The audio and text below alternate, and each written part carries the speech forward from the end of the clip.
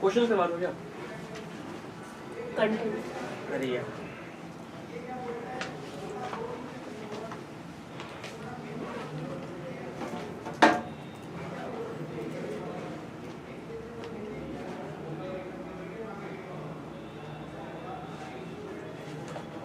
Heading डालो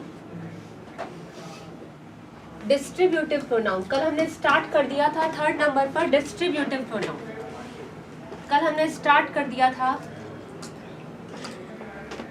distributive pronoun, उसको हम यहाँ पर डिस्कस करेंगे।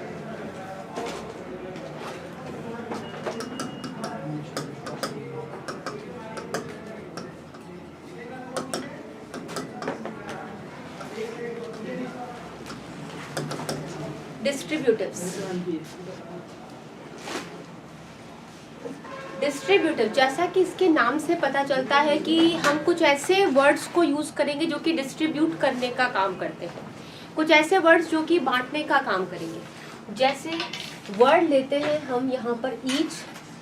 कल जो है हमारा जो चल रहा था डेमोन्स्ट्रेटिव, उसके स्पेसिफिक पॉइंट एक दो बाकी थे। डेमोन्स्ट्रेटिव था ना कल हमारा, हाँ, उसका एक स्पेसिफिक पॉइंट लेकर फिर हम ये स्टार्ट करते हैं। लिखो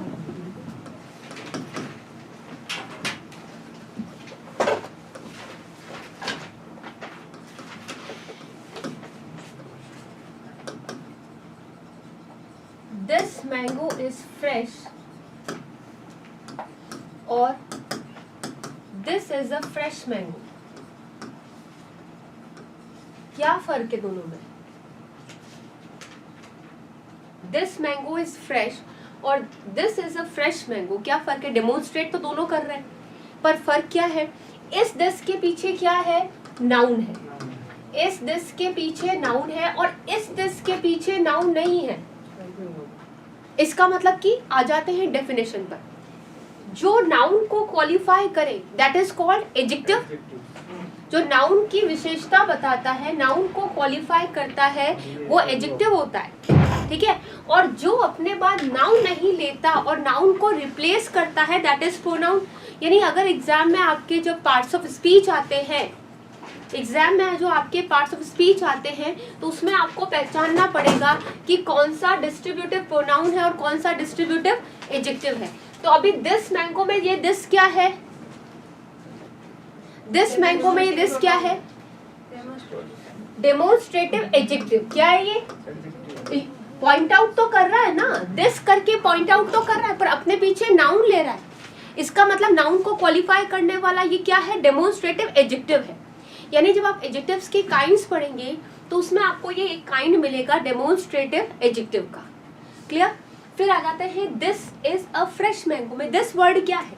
दिस के पीछे नाउन नहीं है। अगर नाउन नहीं है तो ये नाउन को रिप्लेस करेगा, और जो नाउन को रिप्लेस करेगा that is called demonstrative pronoun. क्या हो जाएगा ये? Demonstrative pronoun.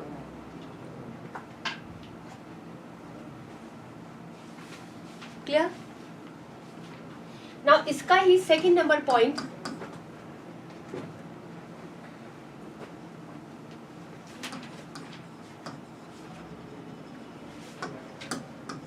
the climate of Alwar is better than Patna।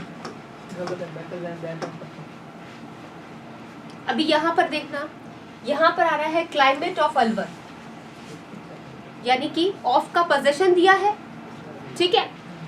Alwar का क्लाइमेट अच्छा है। किससे अच्छा है? पटना से अच्छा है क्या? नहीं, पटना के क्लाइमेट से अच्छा है। तो हम यहाँ पर क्या लिखेंगे? The climate of Patna. हम यहाँ पर क्या लिखेंगे? The climate of Patna. लेकिन वही कि नाउन का रिपीटेशन क्या होता है? गलत होता है। नाउन का रिपीटेशन गलत है। तो अगर मैं क्लाइमेट वर्ड को यहाँ पर वापस लिख रही हूँ तो वो क्या है? गलत है। तो इसलिए रिपीटेशन रोकने के लिए हम पॉइंट आउट करेंगे और हम लिखेंगे दैट, क्योंकि द तो किसको क्वालिफाई करता है? नाउन को। तो पूरा हटेगा, द क्लाइमेट पूरा हटेगा और आएगा that of Patna. Climate word को वापस क्यों नहीं लिखेंगे? क्योंकि नाउन का रिपीटेशन क्या होता है? गलत होता है। इसलिए क्लाइमेट वर्ड को नहीं लिखेंगे। तो दिस या दैट, दीज और दोज जो है पॉइंट आउट करने का काम करते हैं, साथ ही साथ किसी नाउन के रिपीटेशन को रोकने का भी काम करते हैं। Clear?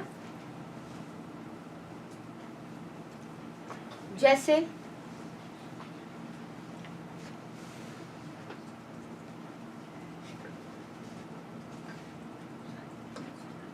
I like reading and writing. I like reading and writing.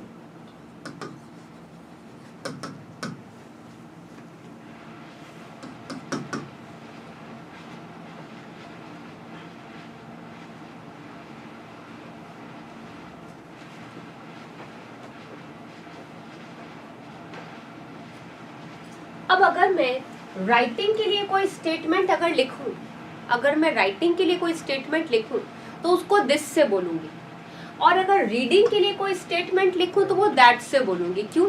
क्योंकि जो नेक्स्ट स्टेटमेंट होता है तो वो अपने पहले वाले वर्ड को दिस से क्वालिफाई करता है, दिस से डेमोन्स्ट्रेट करता है, और दूर वाले वर्ड को दैट से जो है क्वालिफाई करेगा, दैट से इंडिकेट करेगा। जैसे राइटिंग के लिए अगर मैं लिखूं कि दिस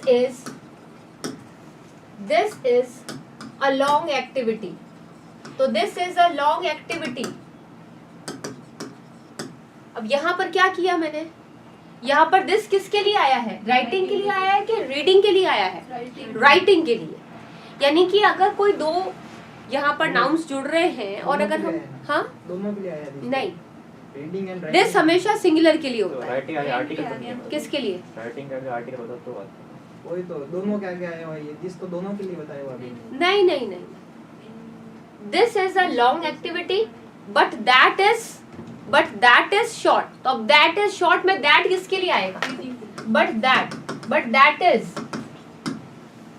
इज शॉर्ट। अब मुझे बताओ ये दिस किसके लिए और दैट किसके लिए है? डेमोन्स्ट्रेट तो कर ही रहा है ना, दिस किसके लिए आया है और दैट किसके लिए आया है? और आर्टिकल पहली बात है तो ये नाउन, रीडिंग और राइटिंग आईएनजी फॉर्म जिरंड हो जाता है अगर नाउन का काम करे तो वहाँ पे वो फुल स्टॉप। लेकिन आईएनजी फॉर्म जो है उससे क्या फर्क पड़ता है? उससे फर्क पड़ रहा है। हम डेमोन्स्ट्रेट कर रहे हैं ना, हम आगे वाले नाउन को डेमोन्स्ट्रेट कर रहे हैं, तभी तो डेमोन्स्ट्रेटिव प्रोनाउन बनाया हमने। डेमोन्स्ट्रेटिव प्रोनाउन कैसे बनाया? मुझे लिखना तो क्या चाहिए था, क्या लिखना चाहिए था? Writing is a long activity. अब मान लो मैंने लिखा the cow is a useful animal. The cow is a useful animal, मैंने ये लिखा the cow is a useful animal, ठीक है। फुल स्टॉप के बाद ही तो इट लिख रही हूँ मैं। ये इट किसको कर रहा है, किसको इंडिकेट कर रहा है? द काउ को इंडिकेट कर रहा है। यहाँ पे एक ही है काउ, इसलिए इट आया इसके लिए। वहाँ पे वो अलग अलग काम है ना, तो अलग अलग काम है, तभी तो मैंने जो चीज यहाँ पास के लिए उसे दिस लिखा है और जो चीज स्टेटमेंट से दूर पड़ती है उसके लिए दैट लिखा है। इस स्टेटमेंट के पास में क्या पढ़ रहा है? राइटिंग। तो मैंने लिखा this is a long activity. ये दिस किसके लिए आएगा? इस स्टेटमेंट के पास में कौन सी चीज है? राइटिंग है। तो पास की चीज का इशारा किससे होता है? दिस से होता है। दूर की चीज का इशारा किससे होता है? दैट से होता है। तो इस स्टेटमेंट के पास में कौन सी चीज पढ़? राइटिंग। तो ये दिस तो मॉडिफाई, दिस किसको रिप्लेस कर रहा है? राइटिंग को, कि this is a long activity but that. पर ये दैट किसको कर रहा है? ये दैट इज दूर वाली को कर रहा है, दैट इज अ शॉर्ट। समझ में आ रहा है कि नहीं आ रहा है? आया? यानी कि अगर दो नाउन एंड से कंजक्ट होते हैं और बाद वाले स्टेटमेंट पर उन दोनों नाउन्स को हमें पॉइंट आउट करना पड़ जाए तो जो स्टेटमेंट के पास में पड़ता है यानी कि बाद वाला वो दिस से आता है, और जो उस तरफ पड़ता है, ठीक है ना, वो एंड के पहले वाला वो हमेशा किससे आता है? दैट से आता है। किससे आता है? क्लियर? और पूछो, क्या नहीं आया? समझ में आया?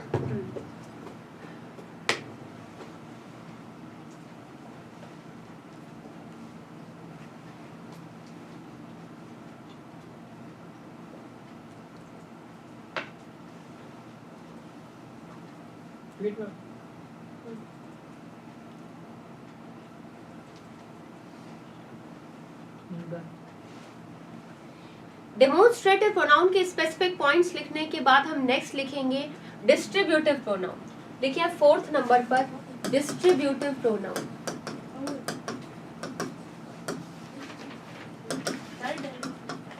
नहीं, फर्स्ट नंबर हमने कौन सा किया था? Personal. Second number, second demonstrative किया था, तो फिर ये थर्ड है।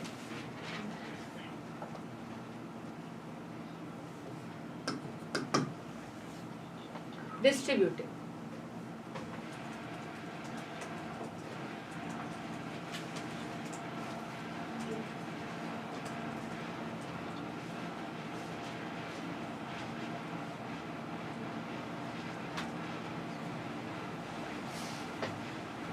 डिस्ट्रीब्यूट करना क्या होता है? डिस्ट्रीब्यूट का मतलब होता है बांटना। अब जैसे मैंने वर्ड लिया ईच, ठीक है, आइदर, ईच, एवरी, जैसे वैसे डिस्ट्रीब्यूट करने का काम तो 4 वर्ड करते हैं, ईच, एवरी, आइदर और नाइदर। ये 4 वर्ड जो है वो डिस्ट्रीब्यूट करने का काम करते हैं। लेकिन एवरी को हम यहाँ पर सर्कल लगा लेते हैं, because every is not distributive pronoun. Every distributive pronoun नहीं होता है, एवरी डिस्ट्रीब्यूटिव केवल एडजेक्टिव होता है। एडजेक्टिव मतलब कि जो नाउन को क्वालिफाई करेगा, यानी जरूरी है कि एवरी के बाद एक नाउन आए ही आए, कंपल्सरी है। तो अगर प्रोनाउन की बात करते तो ईच, आइदर और नाइदर, ये 3 ही ऐसे होते हैं जो कि प्रोनाउन का काम करते हैं। इन्हें हम कहते हैं डिस्ट्रीब्यूटिव प्रोनाउन। एवरी को इंक्लूड नहीं किया हमने, एवरी इंक्लूड नहीं होगा।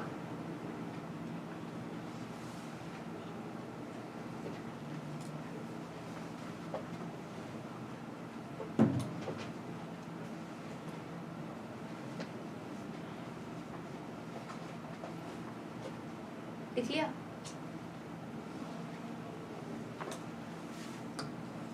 ईच, एवरी, आइदर और नाइदर, ये चारों ही अपने बाद नाउन लेते ही लेते हैं। ये चारों ही अपने बाद नाउन लेंगे, तब ये किसका काम कर जाएंगे? एडजेक्टिव का। यानी यही जो काइंड है आपको एडजेक्टिव में भी देखने को मिलेगा, सेम काइंड आपको प्रोनाउन में भी देखने को मिल रहा है। डेमोन्स्ट्रेटिव प्रोनाउन भी होता है, डेमोन्स्ट्रेटिव एडजेक्टिव भी होता है। अंतर मैंने बता दिया। डिस्ट्रीब्यूटिव प्रोनाउन भी होता है, डिस्ट्रीब्यूटिव एडजेक्टिव भी होता है। और मैं ये क्यों बता रही हूँ? क्योंकि आपके एग्जाम में क्वेश्चन बनता है, पार्ट्स ऑफ स्पीच का आते हैं क्वेश्चंस कि find out the type of, है ना, find out the type of. समझ में आ रहा है? इस वर्ड का टाइप बताओ, ये वर्ड कौन से टाइप का है। तो इसलिए आपको पता होना चाहिए उसका टाइप क्या है, वो क्या है, प्रोनाउन है कि एडजेक्टिव है। तो अगर जो अपने पीछे नाउन लेता है तो these are called distributive adjective. Why? Because these are qualifying noun.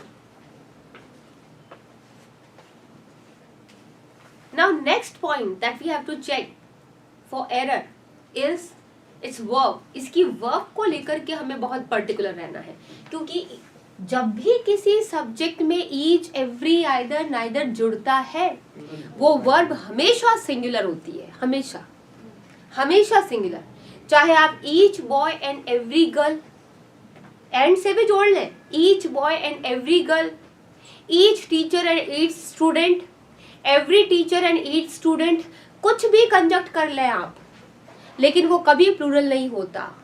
Each and every भी जोड़ लें, हमेशा कैसा रहता है? सिंगुलर। मतलब अगर किसी सब्जेक्ट में ईच, एवरी, आइदर, नाइदर आ जाए तो वर्ब हर हालत में कैसी रहेगी? सिंगुलर रहेगी। यानी इसकी वर्ब को चेक करना पड़ेगा, इसकी वर्ब जो है वो सिंगुलर आएगी। नाउ नेक्स्ट पॉइंट जो आपको चेक करना है एरर के लिए, वो क्या बनता है कि ईच, एवरी, आइदर, नाइदर, अगर चारों की बात कर लें तो चारों ही डिस्ट्रीब्यूटिव एडजेक्टिव्स होते हैं और ये अपने बाद एक नाउन तो लेंगे ही लेंगे। वो नाउन कैसा होगा?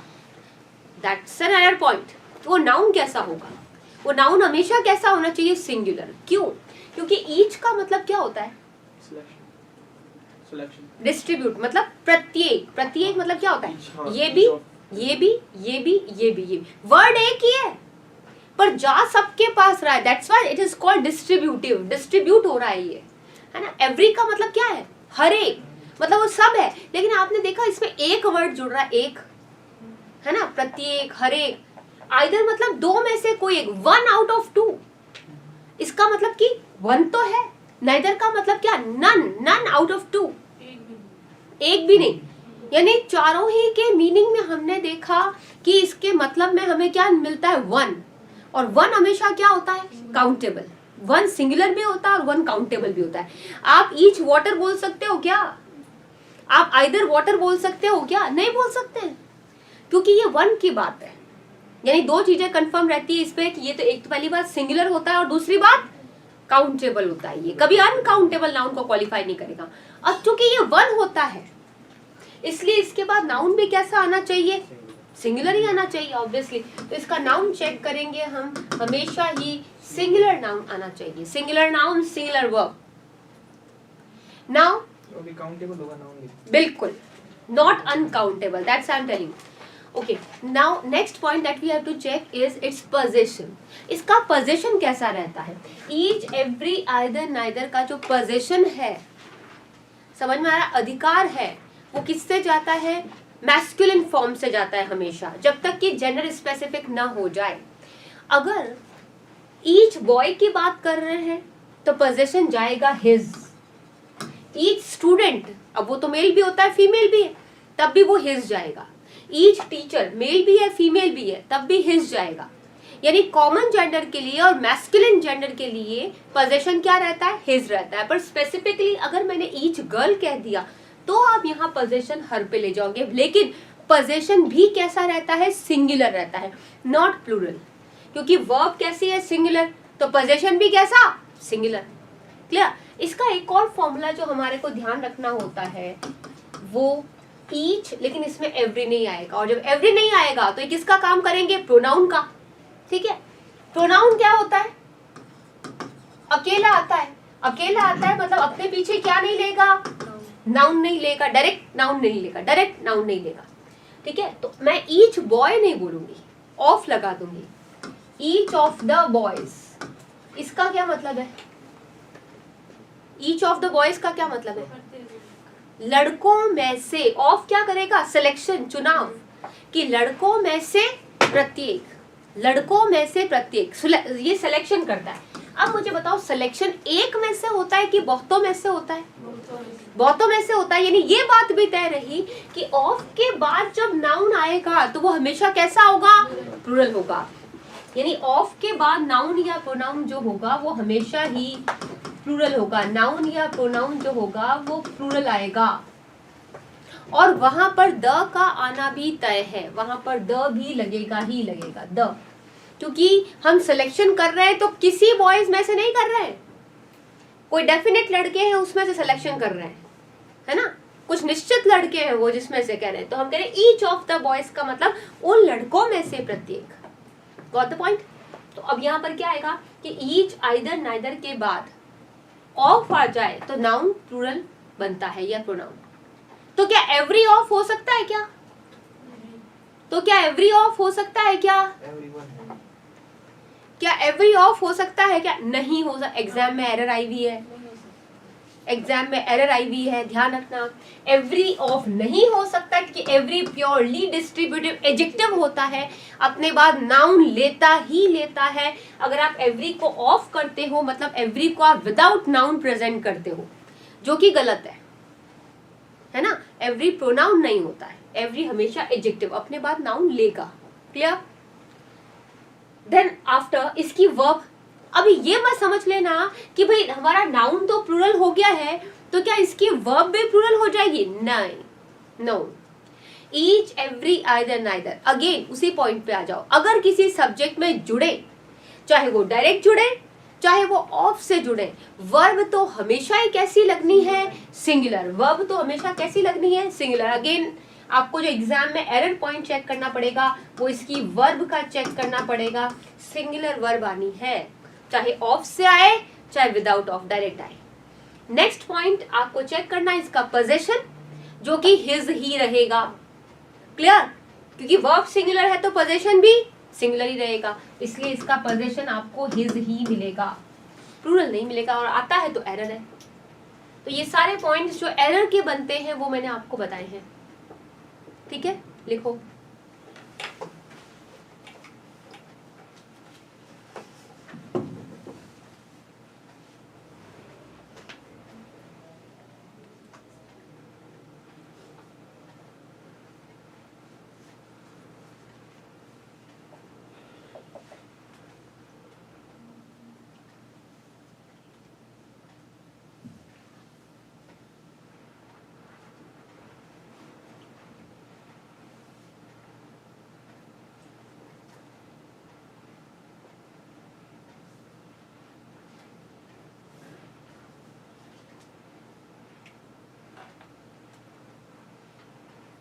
द बॉयज के नीचे क्या लिखा हुआ है? Noun, noun oblique pronoun, that is हमेशा प्लूरल होना चाहिए।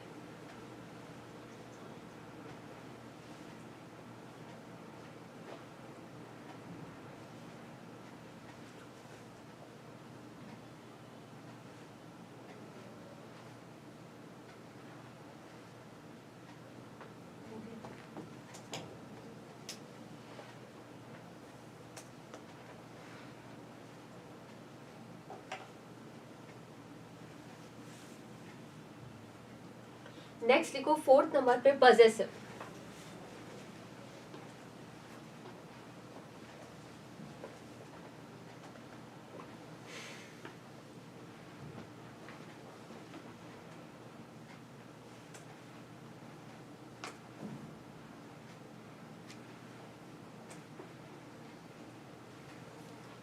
नेक्स्ट लिखो पजेसिव प्रोनाउन। कौन सा नंबर है ये?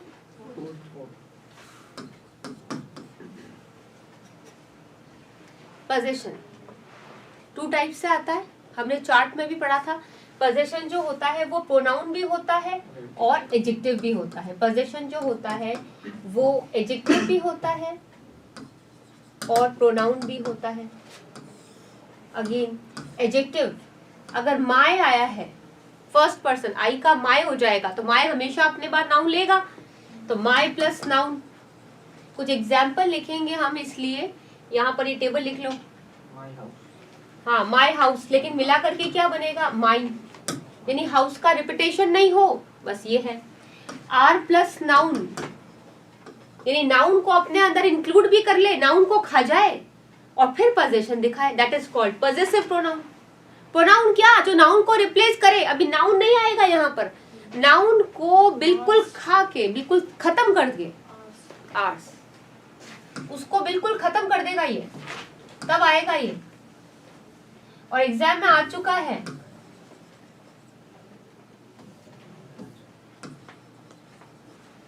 माइन कार एग्जाम में आया हुआ है। माइन हाउस गलत है।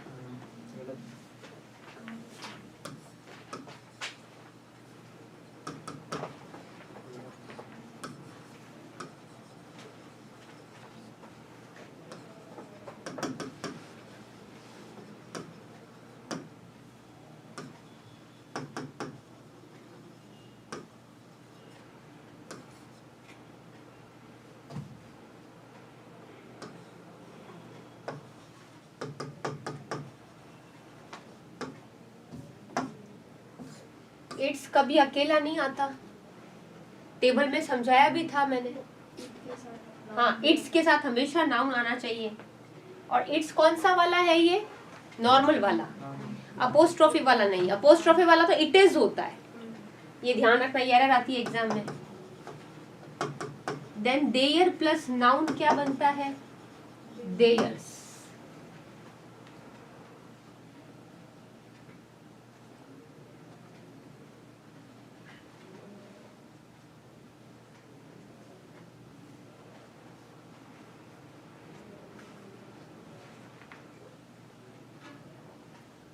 लिख लिया? लिखा हुआ है।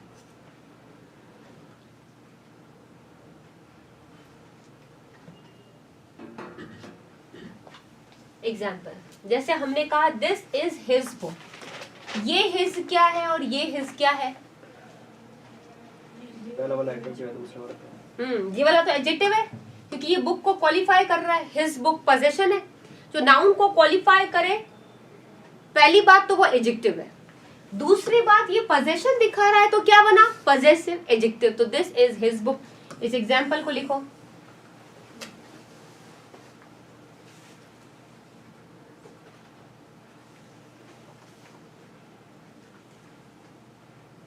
फिर अगर मैं लिखा this book is his, this book is his, तो इसमें क्या है? दिस बुक, ये तो डेमोन्स्ट्रेटिव एडजेक्टिव हुआ। बुक को क्वालिफाई करने वाला क्या है? ये डेमोन्स्ट्रेटिव एडजेक्टिव है।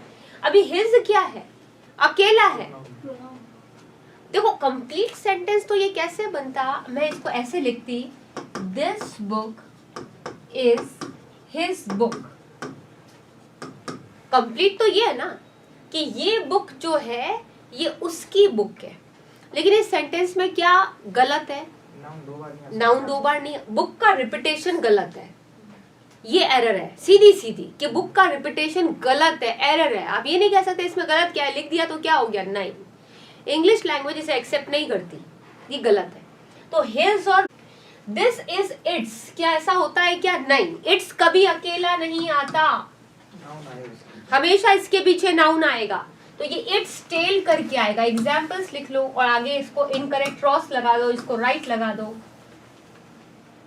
और इट्स का नोट जो है वो मैंने लिखवाया था शायद आपको कि इट्स जो होता है वो इट इज होता है, अपोस्ट्रोफी एस वाला, वो लिखवा दिया मैंने, ठीक है done. Next, hers is a red suit, hers is a red suit. अब हर्स जो है होना तो क्या चाहिए, her suit is a red suit, complete तो यही है ना, कंप्लीट तो यही है, her suit is a red suit, उसका सूट लाल कलर का सूट है, कंप्लीट तो यही है। पीछे सूट तो क्या है, हर सूट इज रेड, इतना ही लगेगा। नहीं, मैं वही कह रही हूँ कि हम चाहें तो हर सूट को भी इस तरह लिख सकते हैं और पीछे वाला सूट हटा करके आगे आर्टिकल भी हटाए, या तो इसको ऐसे करें या तो ये तरीका है, हर सूट इज रेड। लेकिन हम चाहे तो क्या कर सकते हैं कि हर और सूट को मिलाकर सब्जेक्ट की जगह पर भी लेकर के आ सकते हैं, तब भी करेक्ट है। तो हम ये यहाँ पर पॉइंट आउट करना चाहते हैं कि हर प्लस सूट को मिलाकर के जो हर्स बना है वो सब्जेक्ट की जगह पर भी आ सकता है और ऑब्जेक्ट की जगह पर भी आ सकता है, आगे भी आ सकता है, पॉजेसिव प्रोनाउंस आगे भी आ सकता है और पीछे भी आ सकता है, सब्जेक्ट की जगह पर भी आ सकता है, ऑब्जेक्ट। कोई ये ना समझे कि वो हमेशा ऑब्जेक्ट होकर के पीछे ही आएगा, ऐसा नहीं होता है, वो आगे आकर के सब्जेक्ट भी बन सकता है, ठीक है। हाँ क्या,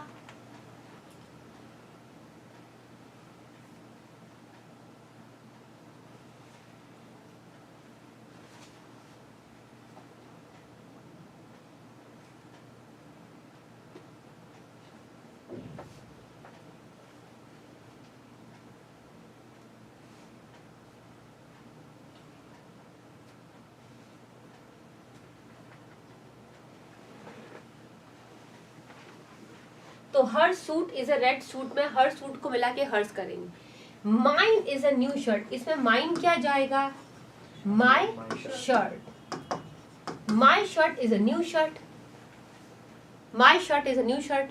अब शर्ट को दो बार तो नहीं लिखेंगे, न्यू शर्ट को तो कंबाइंड कर नहीं सकते, लेकिन माई शर्ट को तो कंबाइंड करके क्या लिख सकते हैं, mine. Mine is a beautiful house, mine is a new dress, भी correct.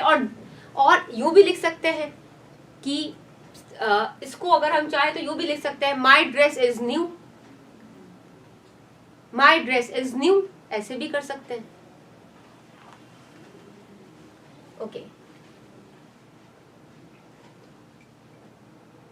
This book is hers भी करेक्ट है, दिस बुक इज माइन है तो क्या, this book is her book और हर बुक को मिला के hers. This book is mine, mine का मतलब क्या, माई बुक, पर माई बुक को मिला के माइन बुक को रिपीट नहीं करेंगे। I prefer your company to hers, prefer के साथ कंपैरिजन कर रहे हैं तो दैन नहीं लगता, क्या लगता है, टू लगता है। अब पूरा सेंटेंस तो क्या है, I prefer your company to her company, मैं तुम्हारा साथ पसंद करता हूं बजाय कि उसके साथ के। क्लियर है, तो यहाँ पर इधर भी योर कंपनी, तुम्हारा साथ पसंद करता हूं बजाय कि उसके साथ के, तो I prefer your company to her company. लेकिन हर के बाद हम कंपनी वर्ड दो बार नहीं लिख करके क्या लिखेंगे, hers. Your problem is different from, different from again comparison, different from, तुम्हारी प्रॉब्लम अलग है किससे, मेरी प्रॉब्लम से, तो your problem is different from my problem. But we can't repeat the word problem noun, we can't repeat the word noun, that is problem. So we make my plus problem mine. तो my plus problem को मिलाकर के जो नया word बनता है वो है माइन, क्योंकि हम प्रॉब्लम वर्ड को रिपीट नहीं कर रहे हैं. नाउन का रिपीटेशन गलत है. उसी को रोकने के लिए ही क्या काम आता है? प्रोनाउन. प्रोनाउन का तो काम ही यही है कि नाउन को रिपीट करने से रोकना, यही इसका काम है. और ये किस टाइप का प्रोनाउन है? Possessive pronoun. मतलब अधिकार तो दिखाएगा पर नाउन को रोक लेगा, ये इसका काम है.